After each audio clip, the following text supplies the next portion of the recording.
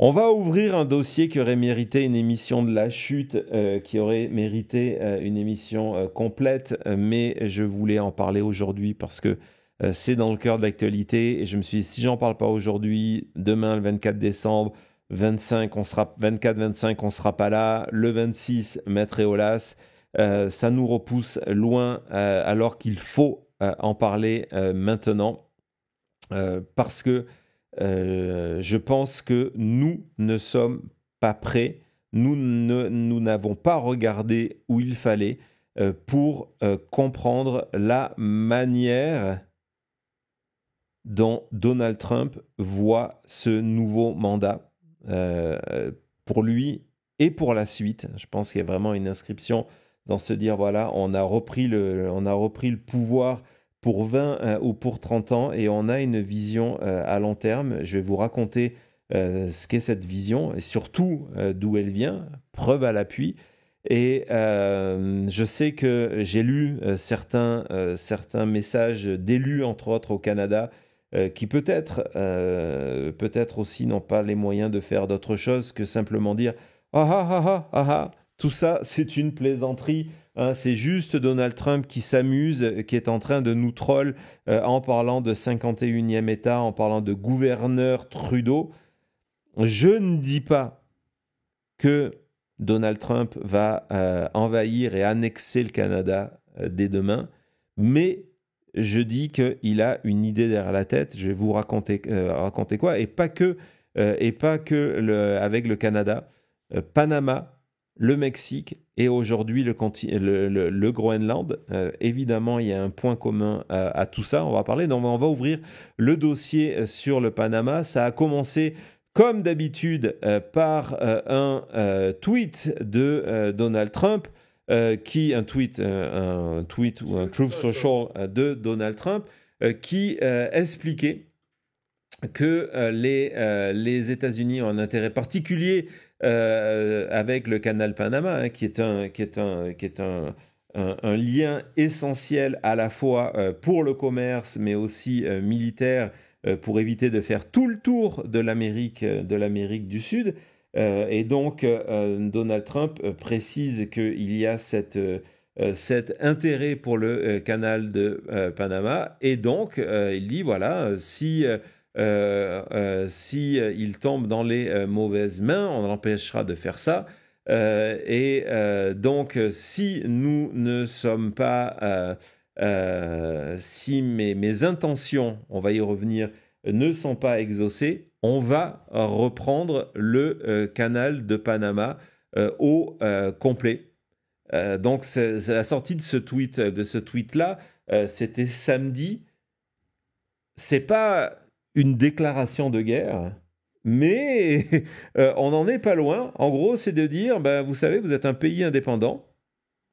Vous êtes un pays indépendant, le Panama, excusez-moi, je ne voyais pas ça autre chose. Vous êtes un pays indépendant, mais on va aller reprendre le canal de Panama. Il est à nous, on l'a construit, il est à nous. Donc on va revenir sur l'histoire du canal de Panama un petit peu plus tard. Il y a eu immédiatement, pour vous dire, hein, nous on voit ça sur les réseaux sociaux, on se dit ah c'est peut-être pas très important, c'est une plaisanterie. Du côté de Panama, on n'a pas rigolé du tout, hein, on est extrêmement inquiet. Et il y a eu une déclaration du président panaméen, Mulino, c'est ça, en vidéo. Donc le président panaméen, après on regardera ça. Après, on y arrive. Voilà. Donc, on va regarder d'abord la déclaration vidéo. On va pas regarder dans sa totalité. Elle fait 4 minutes, mais juste le début où le président du Panama est obligé de répéter à ses citoyens que c'est un pays indépendant et donc d'envoyer Donald Trump d'aller voir ailleurs en disant c'est hors de question qu'on passe le canal de Panama, qui est une source financière extrêmement importante pour Panama parce que chaque bateau qui y passe doit payer des droits. Hein, donc c'est vraiment une manière de gagner beaucoup d'argent pour le Panama. On écoute le président Molino. Compatriotas, como presidente, quiero expresar de manera precisa que cada metro cuadrado del Canal de Panamá y su zona adyacente es de Panamá y lo seguirá siendo. La soberanía e independencia de nuestro país no son negociables. Cada panameño, aquí o en cualquier lugar del mundo, lo lleva en su corazón y es parte de nuestra historia de lucha y una conquista irreversible. Los tratados Torrijos-Carter de 1977 acordaron la disolución de la ex zona del canal, reconociendo la soberanía panameña y la entrega completa del canal a Panamá, que finalizó el 31 de diciembre de 1999 y pronto celebraremos los 25 años de esta transferencia. Donc voilà, déclaration solennelle du président du Panama qui va montrer le traité. En fait, il revient sur l'histoire de la création du canal en ayant précisé, en commençant par ça, en expliquant que les droits souverains et l'indépendance du Panama ne sont même pas discutables, que c'est hors de question, que c'est un peuple qui a grandi dans la lutte, on va y revenir, et donc c'est hors de question de rendre ça. Et puis il rappelle les traités internationaux signés par les États-Unis. Et plus tard, vous allez voir l'émission, je pense que les traités internationaux, Donald Trump va s'asseoir dessus. Encore une fois, avec un précédent, on va en parler. Donc, pour comprendre que ce qui s'est passé au niveau du canal, donc la référence historique, c'est que donc, le canal a été, on va y revenir, construit au début du XXe siècle, 1903, que les États-Unis en ont eu la possession pendant très longtemps. Et en 1979, c'est le document rouge que présentait le président Jimmy Carter a rendu le canal de Panama aux Panaméens en disant non, c'est à vous, et le temps que ça se mette en place, ça va mettre 20 ans. Et le 31 décembre 1999, le Panama a récupéré la totalité du canal de Panama. D'accord ? Donc ça c'est pour l'histoire. Donc, on revient avec le conflit avec Trump. Donc Trump, Truth Social, réponse ferme du président qui rappelle les traités internationaux signés par le président des États-Unis au nom des États-Unis. Et puis, Trump, sur Truth Social, samedi soir, on voit ça tout de suite. We'll see about that. On verra. Ouais. Donc, il commente un tweet donc, qui explique que chaque mètre carré du canal de Panama appartient aux Panaméens et continuera à appartenir au Panama. La réponse de Trump, on verra. Et pour que ça soit clair, dans la foulée, quelques minutes après, vraiment, il poste ceci sur Truth Social, une image générée par Grok. Alors là, de l'avoir donné Grok, c'est une catastrophe. Donc sur l'intelligence artificielle où on voit un canal, soi-disant le canal de Panama, sur lequel flotte le drapeau américain. Et il dit, ben voilà, Welcome to the United States Canal. Donc il enlève Panama et dit United States à la place. Ouais, c'est le canal des États-Unis. Donc c'est une situation extrêmement grave où Trump, donc déjà encore une fois, c'est contre un pays allié. On se rend compte qu'à chaque fois qu'il attaque des pays, c'est un thème récurrent, ce sont des pays alliés où il remet en cause des décennies de diplomatie et de traités, et donc il déséquilibre toutes ces zones et toutes ces alliances qui ont été forgées, encore une fois, pendant des décennies. Non, évidemment, ça fait le jeu de Poutine, et de voir ce déséquilibre à l'ouest. Mais au-delà de ça, Trump est en train de dire, OK, toi, en tant que président, tu dis que tu vas garder le canal, on va voir. Moi, grand Américain, États-Unis avec la première puissance militaire au monde, on va voir ce qui va se passer une fois que je suis président. Et il est allé sur ce terrain-là, toujours le samedi, et ses tweets datent d'après son discours. Donc chronologiquement, le discours s'est déroulé avant, où il était donc à Phoenix, à Turning Point, où il a expliqué ce qu'il voulait du Panama. Et écoutez bien, évidemment je vais vous traduire après, parce que ce sont des points stratégiques, des étapes extrêmement importantes. Compatriotas, was given to Panama and to the people of Panama, but it has provisions. You got to treat us fairly, and they haven't treated us fairly. If the principles, both moral and legal, of this magnanimous gesture of giving are not followed, then we will demand that the Panama Canal be returned to the United States of America in full, quickly, and without question. I'm not going to stand for it. So to the officials of Panama, please be guided accordingly.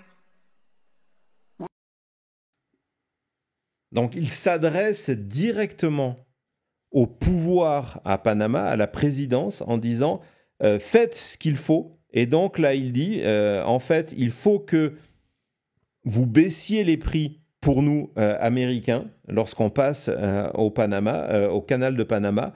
Si vous ne le faites pas, on va le récupérer immédiatement, par la force. On va récupérer le canal de Panama. Je vous menace, c'est ce qu'il dit. C'est une menace. C'était en cadeau quand on vous a fait le canal. Et c'était que vous allez nous traiter comme il faut. En ce moment, j'aime pas la manière qu'on doit payer tout ça. Donc si vous ne changez pas tout ça, on va le reprendre. Voilà. Non, c'est un petit peu le même chantage, hein, préparez-vous, qu'il va faire au niveau de l'OTAN. C'est des thèmes qui en plus marchent avec les électeurs. On revient encore une fois, les électeurs peu informés qui ne connaissent même pas le système de fonctionnement de l'OTAN, qui ont le sentiment qu'ils ne payent pas de l'argent qu'ils doivent aux États-Unis. C'est complètement faux. Ce n'est pas comme ça que ça fonctionne. Menace, donc, on est dans la folie. On a appris aussi, tant qu'on est dans la folie, avant de rentrer dans le détail de ce que tout cela signifie, qu'une des personnes qui lui a mis l'idée du canal de Panama en tête, c'est Laura Loomer. Sa copine. Ouais, c'est sa copine qui, d'un coup, dit voilà, j'en ai parlé au président Trump en personne en février dernier, et donc elle remet son propre tweet de 2016, du 16 février 2024, en disant que Trump devrait reprendre le canal de Panama.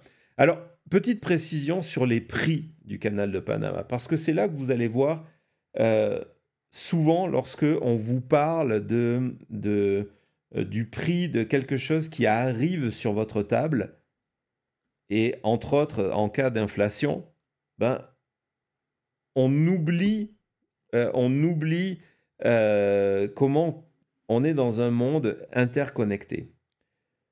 Le canal de Panama, pour fonctionner, utilise des bassins.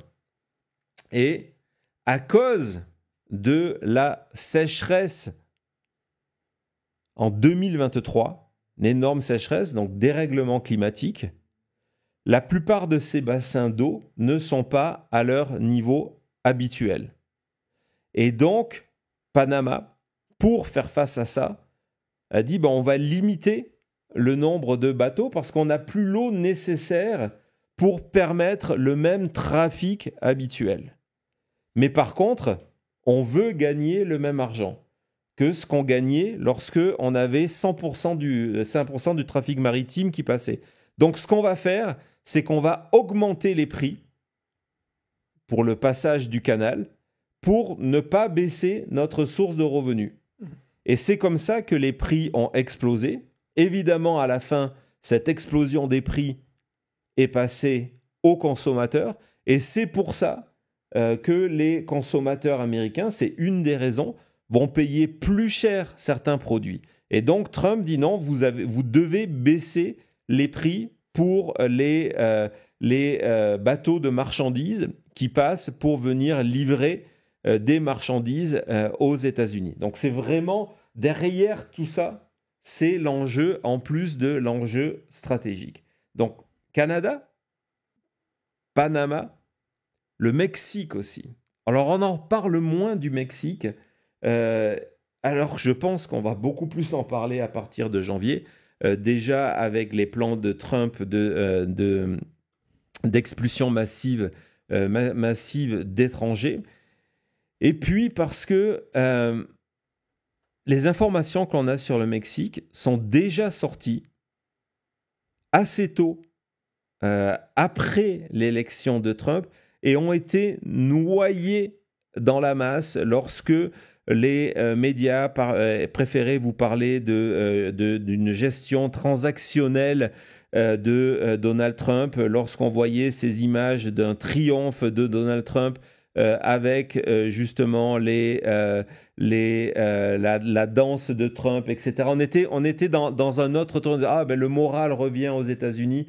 Et donc, on s'intéressait moins. Et je suis revenu à cet article complètement fou, cette enquête complètement folle, publiée par le magazine américain Rolling Stone, qui a fait un travail formidable tout au long de la campagne sur l'entourage de Donald Trump, et qui donc révèle ça, que au sein de l'équipe Trump à Mar-a-Lago, on débat pas sur l'idée de savoir est-ce que l'on doit envahir le Mexique, mais combien du Mexique doit-on envahir ?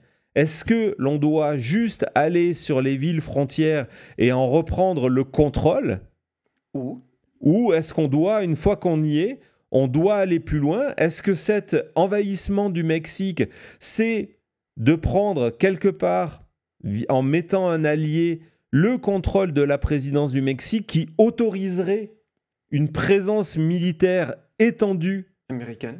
Mais tu fais bien de le préciser, une présence militaire américaine étendue au Mexique, et c'est actuellement discuté. Donc lorsque vous avez des élus canadiens, chers amis du Québec, qui sont en train de vous dire « Ouais, non, mais tout ça, c'est des plaisanteries », non, Trump est très sérieux. Trump est très sérieux, et ça fait 10 ans maintenant, bientôt, qu'on le prend à la légère. C'est complètement fou. On va voir deux extraits d'abord le sous-titre de cet article. Vas-y Thomas, qui est complètement malade encore. Donc, la seule question, c'est donc combien... Parce qu'on va utiliser l'excuse de venir frapper les cartels.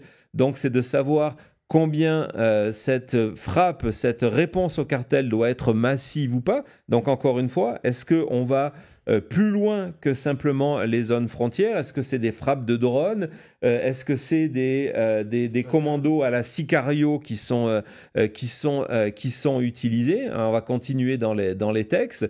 Et c'est vraiment très sérieux. C'est discuter entre eux. How much? C'est la question. La question, c'est pas est-ce que l'on doit, c'est jusqu'où on doit aller. Une fois qu'on commence, jusqu'où on doit aller. C'est fou. C'est fou. Et on va voir un deuxième extrait, encore une fois, des sources très solides du côté de Rolling Stone, en disant que Trump a demandé des plans de bataille avec différentes options militaires pour attaquer le Mexique. Ouais.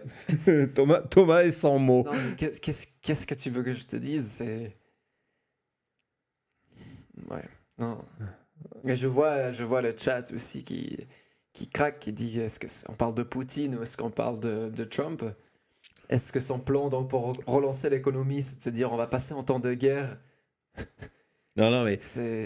Non. Et donc, ce qui est intéressant, encore une fois, remarquez la manière dont Trump veut agir, de dire, voilà, soit vous faites quelque chose par rapport au fentanyl qui rentre aux États-Unis. On vous avait fait cette émission spéciale sur le fentanyl avec Benjamin Cyr, que je vous invite à aller revoir, où il dit « Où je vais envoyer l'armée ». Donc, soit c'est vous qui arrêtez, soit je vais envoyer l'armée. Gardez en tête cette méthodologie.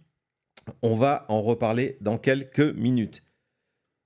Panama, Canada, Mexique. Ça s'arrête là quand même. Non, le quatrième, c'est le retour. Le retour de la chose, c'est le Groenland. Oui, on va commencer par la carte. Tiens, Thomas, j'aurais dû prendre une carte plus large pour que vous voyez tout ça. Donc, le Groenland. On voit que c'est pas très très loin du Canada, pas loin de l'Islande non plus. Et donc, Donald Trump a publié, encore une fois, hier. Samedi, c'était le Panama. Dimanche, c'était le Groenland sur Truth Social. Ce message, on y arrive. Donc, en expliquant, alors c'est au milieu d'un truc complètement fou où message de nomination de son nouvel ambassadeur, on va en parler dans quelques secondes, Ken Overy, du côté du Danemark, hein, parce que le Groenland appartient au Danemark, même si depuis quelques années le Groenland a la possibilité de demander son indépendance. Ils ne le soutiennent pas parce que économiquement ils ont besoin de l'argent qui vient à la fois de l'Europe et du Danemark. Mais donc dans ce texte, pour d'abord se féliciter de la nomination d'un nouvel ambassadeur, on va y revenir dans quelques secondes, il explique vers la fin, que pour des raisons de sécurité nationale et de liberté à travers le monde, ça va être le chantage de Trump, vous allez voir, c'est une absolue nécessité que les États-Unis aient la propriété et le contrôle du Groenland. Absolute necessity. C'est une nécessité absolue. Ok, c'est pas la première fois que Donald Trump vient sur ce terrain du Groenland. C'est pas la première fois. On s'en rappelle lorsque l'information était sortie en 2019. C'était un article du Wall Street Journal à l'époque qui avait publié que Trump avait eu des discussions avec son état-major et avec plusieurs élus du Congrès pour expliquer qu'il allait proposer à la première ministre, à l'époque c'était une première ministre du Danemark, d'acheter le Groenland. Quand l'information est sortie, Trump en a fait même une blague en postant un tweet. À l'époque, il n'y avait pas d'intelligence, il n'y avait pas de AI, mais il était déjà là. Tu reconnais cet immeuble, Thomas? Oui, je l'ai visité avec Cody. Ouais, c'est la Trump Tower de Las Vegas. Et donc... Bon, il dit, voilà, photo où il y a marqué Greenland, le pays, avec évidemment son montage, mais son hôtel la Trump Tower. Direct là, en disant, voilà, je promets de ne pas faire ça chez vous. Au Groenland, Ouais. Et c'est daté donc du 2019. Du 20 août 2019. Donc, évidemment, du côté du Danemark, on est complètement outré. On refuse. On dit non, mais c'est pas à vendre. Ouais. C'est pas à vendre. À partir de là, Trump, qui devait faire on a oublié tout ça, qui devait partir en visite officielle au Danemark, annule. On a l'article, on a le titre de l'article. Il annule sa visite officielle parce que le Groenland n'est pas à vendre. Donc, visite d'État annulée. Et ce n'est pas terminé. Quand Trump annule sa visite d'État, il remercie, il comprend qu'elle ne veut pas vendre, il remercie, il dit voilà, c'était pas il la remercie de dire non, mais il la remercie de sa clarté, d'avoir dit non, en disant non, mais c'est... Mais par contre, le lendemain de l'annonce que Trump annule son voyage d'État au Danemark, la première ministre est réinterrogée, et cette fois elle dit mais c'est une idée complètement absurde. Et le mot absurde rend fou Donald Trump. On est en 2019. On écoute Donald Trump en 2019. Prime Minister used a terrible word when describing something that we've been talking about for years with our country. President Truman said, "What about Greenland?" And he talked about it very openly, and it was a big deal at the time. And I brought it up again, and it was discussed many other times. And I thought it was not a nice statement, the way she blew me off, because she's blowing off the United States. And we've done a lot for Denmark. We've done a lot. I know Denmark well. I have many friends from Denmark. I have many people from Denmark that live in the United States. And we treat countries with respect. She shouldn't treat the United States that way by saying, what an absurd... She said, absurd. That's not the right word to use, absurd. Donc il explique que c'est une insulte, qu'elle n'aurait pas dû utiliser ce mot-là, absurde, etc., etc. Et donc Trump a décidé de revenir à la charge sur le Groenland. Il y a eu le nouveau Premier ministre, donc cette fois-ci c'est un homme dont le nom m'échappe. Thomas, tu l'as sûrement. Voilà, oui c'est lui, c'est ça. Ouais, prononcé Mut, c'est ça. Eged. Eged, en tout cas, il a dit que c'était hors de question, que le Groenland n'était pas à vendre. Alors on peut se dire, ouais, mais tout ça, c'est pareil pour le Panama. Les propriétés Trump ont eu des soucis. J'ai vu passer ça sur les réseaux sociaux. Les propriétés Trump ont eu des soucis au Panama, donc il essaye de se venger. C'est beaucoup plus compliqué que ça, ce qui s'est passé au Panama sur un hôtel Trump qui n'était pas exploité directement par lui, donc c'est pas la raison. Et là, il ne vient pas se venger d'une femme. Il y a une autre raison beaucoup plus importante derrière. On va évidemment en parler, mais avant ça, je voudrais revenir, Thomas, on a sa photo, sur le nouvel ambassadeur, donc qui va être en charge, ça commence très bien son mandat, en charge d'aller acheter le Groenland avant qu'il puisse se passer autre chose si le Danemark refuse de vendre. Donc c'est Ken Overy. Oui, Ken. Exactement. Donc il a deux qualités. Sa première, c'est que vous allez être super surpris, c'est qu'il est milliardaire. Hein, c'est encore un milliardaire qui vient rejoindre ce cabinet. Sa fortune est estimée entre 1,5 et 3 milliards de dollars. Donc, c'est déjà ça.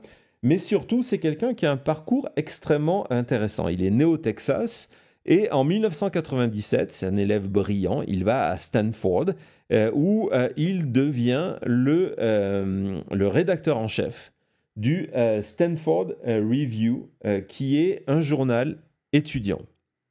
Et ce journal étudiant, il a été fondé par Peter Thiel.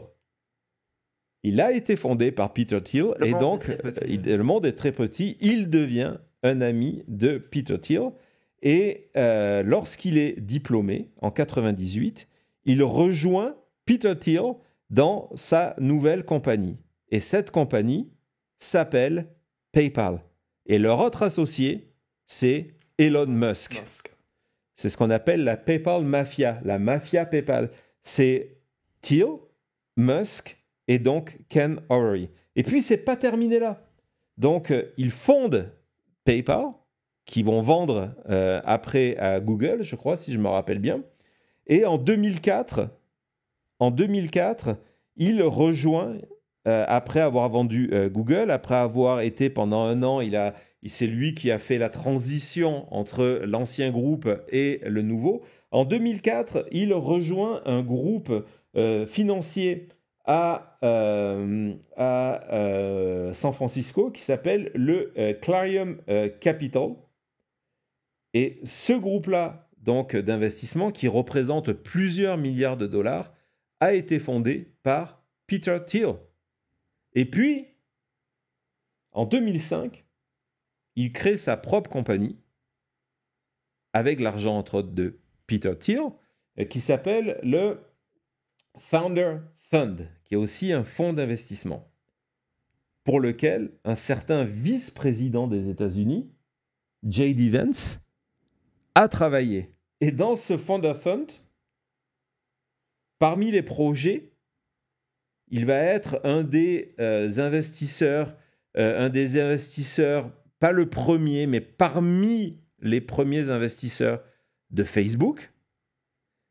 Il va être le premier investisseur de Palantir. Alors Palantir, il faudra faire une émission dessus, un dossier. C'est une compagnie complètement folle, utilisée entre autres via Palantir Goliath par l'armée américaine de ce qu'on appelle de la big data, grosse donnée, de la big data, compagnie fondée par Peter Thiel. Et puis, Ken devient le premier investisseur d'une nouvelle compagnie qui s'appelle SpaceX. Donc, c'est cette personne-là, avec des rapports professionnels et amicaux depuis presque 30 ans, qui va être, depuis le Danemark, en charge de gérer le dossier du Groenland. Donc on a l'impression que ce poste au Danemark, c'est un peu rien du tout. On n'en parle pas, c'est pas quelque chose d'important, on a l'impression. On voit donc là des motivations derrière. Et ce qui est fou, c'est que oui, à chaque poste, à chaque fois, on retrace des liens effrayants à Elon Musk, à de l'argent, à Trump. Et puis, c'est des gens qui, au-delà de l'argent, partagent la même vision du monde. Ils sont opposés à la démocratie.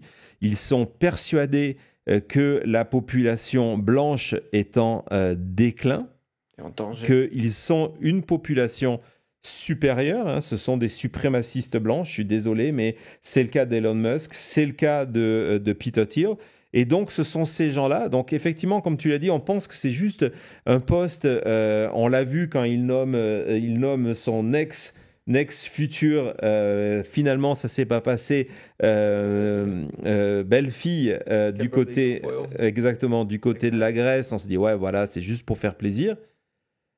Ce poste-là, qui est un poste stratégique, vous allez comprendre pourquoi. La personne qui est choisie n'a rien de symbolique. On va en parler tout de suite. On fait une petite pause et puis on se lance.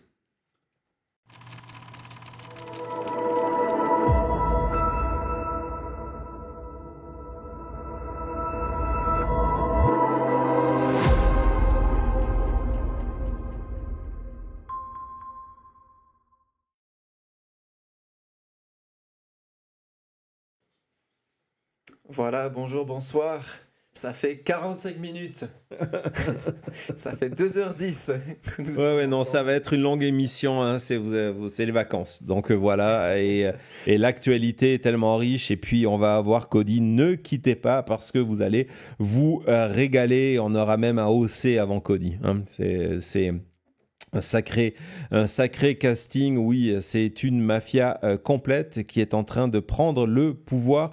Première puissance du monde, je vous dis, les 4 années qui arrivent vont être complexes, très très complexes. Elvira, merci beaucoup depuis la Suisse pour ton super chat, pour ton soutien émission après émission Merci à nos beaucoup. programmes. Merci beaucoup Elvira. On reste avec la Suisse pour dire merci à Michel aussi. C'est Michel, c'est elle tout à l'heure qui tous ces préparait. desserts, des biscuits, Exactement. de la glace. Maison. En tout Merci. cas, merci Michel pour ton soutien. Merci également, toujours en Suisse, Ouais. à Isabelle. J'irai voir un petit peu Isabelle du côté de l'ambassadrice. Je ne me suis pas penché sur le dossier, donc j'irai voir. Je le note. J'irai voir Voilà. s'il y a des choses intéressantes. Évidemment, on a beaucoup d'amis de Suisse. C'est un sujet qui nous intéresse et donc on ira voir. Et c'est un sujet de toute manière, je pense que vous l'avez compris, déjà on le fait avec Sentinelle, on a fait notre émission spéciale l'autre jour sur la Roumanie. On veut vraiment parler de toutes ces démocraties qui sont en danger. On a parlé longuement de la Grande-Bretagne. Je pense qu'il y a des affaires intéressantes aussi du côté de la Suisse à traiter et on le fera, c'est prévu. Merci Fabrice pour le retour de Cody. Il arrive, il est dans les starting blocks. C'est ce qu'on dit, en tout cas, est en train de se coiffer. Fabrice, merci beaucoup pour ton super chat. Et c'est bon ? Oui, merci. Merci tout le monde. Là. Je sais que c'est une émission. Je vais pas dire que c'est une émission lourde. On traite plusieurs sujets, mais j'aime bien comment je trouve. Je vois le chat en même temps tout ça. Ouais. On est dans un esprit assez réactif. J'adore voir quand le chat tout à l'heure, il y a eu plusieurs exemples quand on parlait de Elon Musk et on se disait ok, ben le danger il peut passer en France, il peut passer là. J'adore voir vos réactions et après comment à la place de juste prendre l'information, de se dire ah c'est terrible ci ou ça, de se projeter en avant et de dire ben voilà ce qu'il va se passer, voilà à quoi il faut faire attention. Je trouve que c'est ça qui est super intéressant avec notre communauté, c'est qu'on se pousse à chaque fois. Donc voilà, merci d'être là avec nous et merci de contribuer au chat comme ça fait vraiment plaisir. Ouais, exactement, merci, rien à ajouter. Merci beaucoup, et merci Thomas pour tes mots. Oui, et avant d'ouvrir le dossier qui va vous expliquer pourquoi Donald Trump fait tout ça et combien Donald Trump est sérieux, évidemment, le Groenland, c'est extrêmement intéressant parce que c'est à la fois une position stratégique. C'est pour ça d'ailleurs qu'il y a une base américaine qui est installée du côté du Groenland. La capitale, juste pour que vous voyez, là aussi gardez-le en tête, je sais, je me répète, la capitale du Groenland, en fait, elle est plus proche de New York que ce qu'elle est proche de Copenhague. Donc, géographiquement, c'est assez intéressant. Mais surtout, c'est du Groenland, ça vous donne un accès à une zone du monde dont on parle peu, mais les Canadiens connaissent très bien parce que c'est une zone d'enjeux extrêmement important entre différents pays, le Canada, les États-Unis et la Russie, qui est la zone de l'océan Arctique, où on pense qu'il y a énormément de ressources naturelles à l'exploiter. Donc du Groenland, vous avez un accès privilégié à l'océan Arctique. Le Groenland en lui-même, c'est de ressources naturelles. Il y a de l'or, il y a de l'argent, il y a du cuivre, il y a de l'uranium, et puis il y a du gaz naturel. Et puis on pense qu'autour du Groenland, en côté offshore, ce sont des réserves extrêmement importantes de pétrole. Donc on voit, c'est pas pour aller effectivement installer un Trump Hotel que Donald Trump s'intéresse à tout ça. Et donc lorsque je vous dis qu'il faut prendre ça sérieusement, c'est parce que Donald Trump a décidé de Make America Great Again. Make America Great Again. Il nous le dit depuis des années. C'est inscrit sur les casquettes, mais on s'est toujours demandé, ça veut dire quoi? Il y a eu plusieurs fois dans cette campagne, surtout vers la fin, surtout lorsqu'il parlait de l'augmentation des tarifs douaniers, Trump qui partait en leçon historique, en revenant sur l'Amérique des années 1880, et entre autres 2 présidences, celle de McKinley et celle qui a suivi de Teddy Roosevelt. Hein, c'est pas Franklin Delano Roosevelt, c'est 2 républicains, en décrivant cette période comme l'âge d'or des États-Unis, en expliquant, mais vous vous rendez compte, à l'époque, il n'y avait pas d'impôt sur le revenu, il y avait uniquement des tarifs douaniers, et on avait tellement d'argent qu'on ne savait pas qu'en faire. Et ce qui a été très beau, c'est que donc McKinley a fait rentrer tout cet argent, et Roosevelt, qui a suivi, a pu le dépenser. Je pense que Trump vient de nous donner les clés pour comprendre ce qui est en train de se passer. C'est son double modèle. Il se voit lui-même comme un McKinley avec une tendance Roosevelt, on va en parler, prêt à créer ce revenu pour les États-Unis, pour le donner, que ce soit J.D. Vance ou quelqu'un après, à utiliser pour marquer de son empreinte l'histoire des États-Unis. Parce que l'utilisation que Roosevelt a fait de cet argent, c'était pas pour dire, bah tiens, on va construire des logements sociaux, ou qu'on va construire des trains, ou on va pêcher le travail des enfants dans les usines à cette époque-là. Non, c'était pour construire ce que l'on appelle Greater America, l'Amérique plus grande. Donc c'était de se dire, si on veut être performant, les États-Unis, il faut que on parte en phase d'expansion, que l'on sorte du territoire américain et que l'on aille, comme le font l'Europe avec leurs colonies. Hein, nous sommes dans les années 1880, 1890, puis après 1900 avec Teddy Roosevelt. C'est-à-dire, les États-Unis ont besoin dans la zone Pacifique pour étendre leur emprise, pour avoir des situations privilégiées en termes de commerce et militaire, en termes stratégiques. Il faut que les Américains, les États-Unis sortent du territoire américain et étendent leur intérêt ailleurs.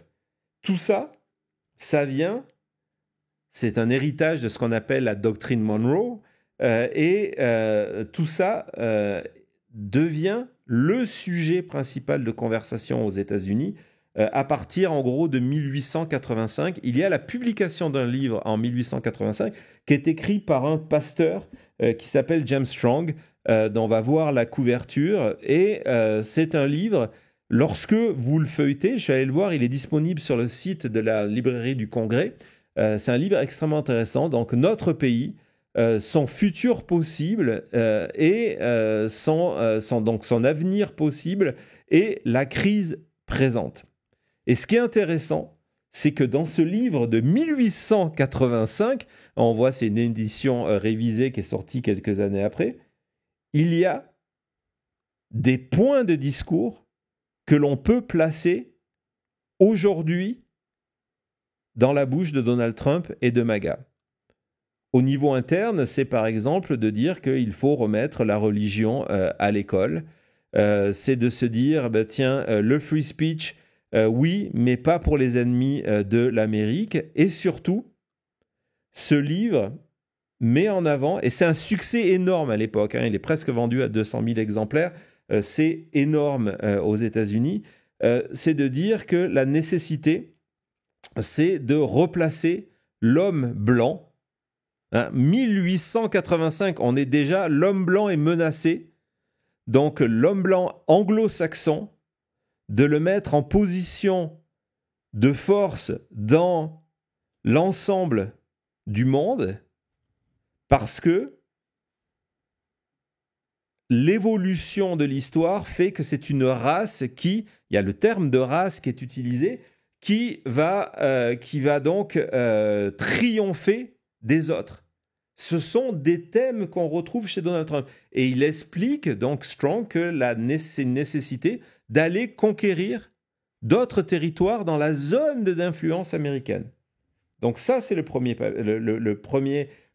gros article, la première pierre. En 1995, il y a un sénateur, famille extrêmement connue aux États-Unis, les Cabot Lodge, qui sort un article en disant c'est nécessaire cette expansion, c'est nécessaire parce que sinon on va se faire bouffer par l'Europe. Si on veut une meilleure Amérique commerciale, c'est nécessaire. On prépare tout le terrain. Le terrain, c'est l'élection, puis la réélection de McKinley, président McKinley, le modèle aujourd'hui de Donald Trump. Et McKinley, c'est lui, je ne sais pas si Thomas a montré la carte, qui va créer Greater America.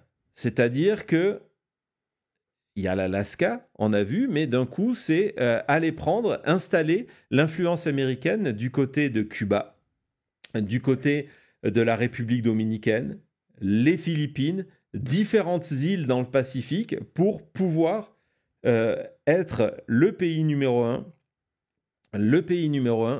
dans cette zone-là. Hein, c'est vraiment ce qui se passe.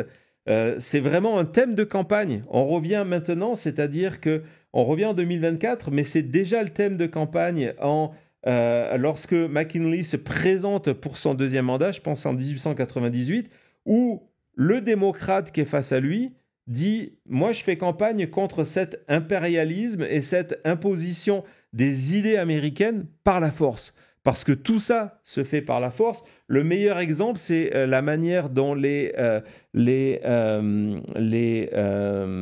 États-Unis vont obtenir Guam et vont obtenir Porto Rico, une partie des Philippines et une partie de Cuba. C'est une guerre contre l'Espagne. C'est la guerre hispano-américaine qui se conclut en 1898 par le traité de Paris, qui donne tout ça à Paris. Et c'est tellement un thème important que les États-Unis décident d'avoir leur propre expo universelle à eux, à Omaha, dans le Nebraska, et donc de créer cette Greater America, The Greater America Exposition, pour présenter les fruits de nos colonies, Hawaï, Porto Rico, Cuba, Philippines. Make America Great Again, à l'époque, c'est de la faire plus grande. Quand Trump dit « Make America Great Again », c'est inspiré de cette première politique de McKinley. On a différentes illustrations, juste, on va vous montrer rapidement au niveau de Omaha, Thomas, juste pour la... Voilà, donc c'est Omaha 1899. Et vous voyez, c'est très clair, c'est que les États-Unis, Oncle Sam pointe du doigt, les États-Unis, désormais, c'est du côté, c'est les Philippines, et puis c'est aussi Cuba, et puis c'est qu'est-ce qu'il y a écrit dessous, Thomas? The White Man's Burden, qui est le devoir, le travail, le défi de l'homme blanc. Voilà, 1899. Au moins c'est clair. 1899. Et ça, c'est que la première étape. La deuxième étape, c'est que lorsque McKinley termine son mandat, c'est l'élection d'un autre républicain qui est Teddy Roosevelt. Et Teddy Roosevelt va être celui qui va encore pousser plus loin cette volonté d'une grande Amérique. Et il va pratiquer ce qu'on appelle la politique, la doctrine du big stick, du gourdin, du grand gourdin. La doctrine du gourdin, c'est de se dire, OK, si tu veux aller loin, tu vas parler normalement, mais en menaçant avec ton grand bâton. Ouais. Et c'est là qu'on revient à ce que Trump est en train de faire. Parce que les préceptes mis sur pied par Roosevelt sont les suivants. Première étape, négociation démocratique, des négociations au niveau des ambassadeurs. Si cela ne fonctionne pas, si on n'obtient pas ce que l'on veut, c'est pression diplomatique. Si l'on n'obtient pas ce que l'on veut, c'est menace de guerre économique et d'envoi de troupes. Et si finalement on n'obtient toujours pas ce qu'on veut, tous les moyens sont bons, on envoie l'armée, on déstabilise le pays. C'est exactement ce que Trump propose aujourd'hui. C'est exactement la même chose. Lorsqu'il dit au Panama, soit vous baissez vos prix, soit on récupère le canal. Lorsqu'il dit le Groenland, c'est une nécessité absolue. C'est une nécessité absolue. J'envoie, c'est la première étape décrite par Roosevelt, j'envoie un ambassadeur pour négocier. C'est la première étape vers autre chose. Pareil lorsqu'il dit au gouverneur au Canada, soit vous mettez au niveau en termes de droits douaniers, soit je vous punis, et puis on va voir jusque ça ira. C'est la même chose au Mexique, de dire soit vous suivez mes demandes, vous arrêtez le fentanyl, soit j'utilise l'armée pour vous envahir. Et le point le plus important, gardez-le en tête, de la politique du gourdin, le big stick de Roosevelt, c'est de dire il n'y a pas de bluff. On ne bluffe pas. Si on dit que l'on va intervenir, on doit intervenir si notre parole, si nos demandes ne sont pas respectées. Et ce qui est extrêmement intéressant, c'est que parmi ce big stick, on va voir, on a une illustration qui reprend Gulliver, parce que c'est comme ça que le monde voit Roosevelt qui utilise la marine américaine. On voit ce dessin pour aller contrôler les pays des zones des Caraïbes. Donc, on voit avec son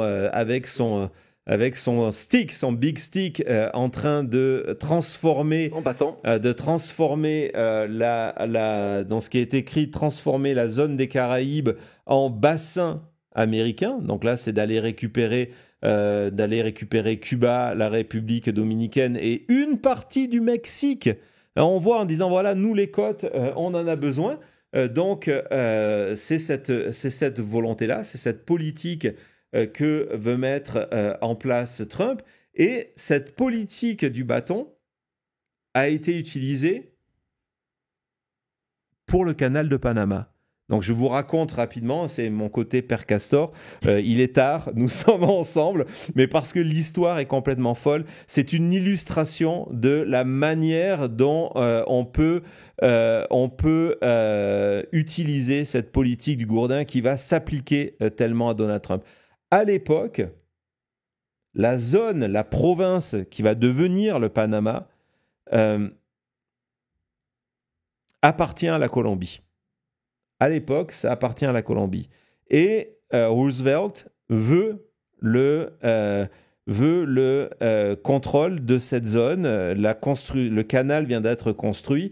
Et donc, il veut le contrôle de cette zone. Et il va mettre une pression énorme sur le président de la Colombie. Et il y a un traité qui est signé, qui donne le canal de Panama aux États-Unis. Le problème, c'est que les députés ne vont pas suivre le président et vont refuser de signer ce traité-là. Et là, c'est la politique du bâton. Ok, vous ne faites pas ce qu'on a dit, je ne bluffe pas, je vous ai dit que j'allais intervenir avec l'armée, c'est ce qu'on va faire. Roosevelt envoie ses bateaux, c'est une des premières flottes militaires, ils avaient compris que c'était super important, aujourd'hui c'est peut-être les drones, c'est peut-être les armes au niveau de l'espace. Donc il envoie ses bateaux qui entraînent, il envoie ses bateaux et encourage l'opposition au niveau de la province du Panama qui appartient à la Colombie. Il encourage et il arme une révolution qui fait que le gouvernement, le gouverneur de la province du Panama perd le pouvoir. À sa place, un nouveau pouvoir est mis en place qui déclare son indépendance. Et la première chose que fait ce pouvoir qui déclare l'indépendance du Panama, c'est de dire, nous, on reconnaît le traité, le canal du Panama appartient aux États-Unis. Donc tout ça, cette entreprise de déstabilisation a été menée par les Américains, qui ont fourni les armes, la stratégie pour virer la Colombie du Panama. Le pays a été créé pour les intérêts américains. Donc ce sont des stratégies que Trump va utiliser. Et puis, je ne vous raconte pas des blagues. Je vous propose d'écouter Donald Trump samedi, qui non seulement a rendu hommage à McKinley, mais aussi à Teddy Roosevelt. Prime Minister. Businessman, then a governor, very successful businessman, and then he ran for president, and he won. And he was able to use business principles, and he was a strong believer in tariffs. And we were actually probably wealthiest of any time, relatively speaking, at any point in the history of our country. In the 1890s, we were so wealthy, we had commissions set up what to do with all the money that we were taking in. We had no income tax. We only had tariffs. I consider that to be the most beautiful word in the dictionary. But President McKinley was the president that was responsible for creating a vast sum of money in the United States that Teddy Roosevelt then spent. So let's say they were both excellent presidents, but McKinley did that, and that's one of the reasons that we're going to bring back the name of Mount McKinley, because I think he deserves it. I think he deserves it. Donc voilà, Trump ne cache pas son admiration pour McKinley et Roosevelt en disant que c'était le moment de l'histoire des États-Unis où America was great. Et donc, il souhaite que America is great again. C'est le mot-clé, great. C'est le mot-clé, c'est la vision derrière la politique de Trump. Il veut rendre d'ailleurs hommage à McKinney et rendre le nom. Il y a une montagne en Alaska qui portait son nom pendant des années, et le gouverneur républicain dans les années en 75, je pense qu'on a le courrier, avait demandé que cela soit changé parce que McKinney n'avait rien à faire, il n'était jamais venu, etc., et que l'on utilise le nom Denali, qui est le nom que donnaient les habitants originaires, donc les peuplades nord-amérindiennes sur du côté de l'Alaska. Donc le nom a été changé quelques années après en Denali. Trump veut revenir à McKinney en disant il faut rendre hommage. C'est la meilleure période des États-Unis et c'est ce qu'il veut faire. Il veut faire cette grande Amérique. D'ailleurs, je vais vous montrer l'ironie de tout ça. Même si c'est qu'un tweet et un mème, ce compte qui est retweeté très très très souvent par Elon Musk, qui a près de 4 millions d'abonnés, qui donc disait voilà, on a 2 ans pour réussir cette vision-là de l'Amérique. On voit le Canada, mais pas que, tous ces pays clés. On voit qu'on descend au Mexique aussi, c'est intéressant. Oui. Donc, on récupère une partie du Mexique. on reprend Cuba, la République dominicaine, plusieurs pays d'Amérique du Sud, le canal de Panama, et on installe, et le Groenland aussi. Parce que voilà, c'est là où ça devient intéressant, c'est que le Groenland, je vous ai dit, la capitale du Groenland est plus proche de New York que de Copenhague. Et c'est considéré, le Groenland, en termes de géographie, est en Amérique. Et c'est pour ça que depuis, et là vous allez être surpris, depuis les années 1880, plusieurs présidents américains, avant Trump, ils se référaient à ça en disant que c'est un sujet qui n'est pas absurde parce qu'il a été répété plusieurs fois, ont tenté d'acheter le Groenland ou de récupérer le Groenland ou d'échanger le Groenland. La dernière fois, c'était en 1946. Après-guerre, c'était particulier parce que justement, cette politique américaine du gros bâton a été utilisée de 1890 à 1934. Et lorsque Franklin Delano Roosevelt est arrivé au pouvoir, il a dit « Non, c'est pas comme ça qu'on mène des relations. Moi, je veux des relations de bon voisinage, des accords de coopération. On va respecter les pays, on va inciter aux indépendances. On ne doit pas avoir un empire colonial américain. » Donc, mais en 1946, après la guerre, lorsque on se dit, tiens, c'est peut-être pas terminé, il y a la Russie d'un côté, la Russie de Staline, les Américains sont allés proposer aux Danois d'acheter le Groenland et de donner des territoires en Alaska.